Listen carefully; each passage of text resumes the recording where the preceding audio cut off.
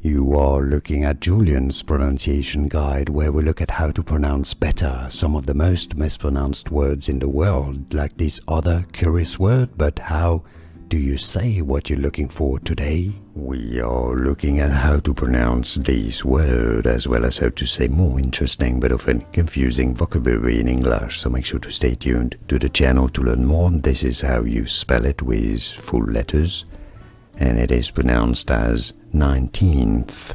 So the number 9 and then teen with a long E in sound, and then add TH with your tongue between your teeth, the th sound.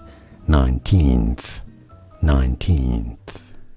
Here are more videos on how to pronounce more confusing words and names too many mispronounced. Like this video if you found it useful. I appreciate your support. I'll see you soon, and thanks for watching.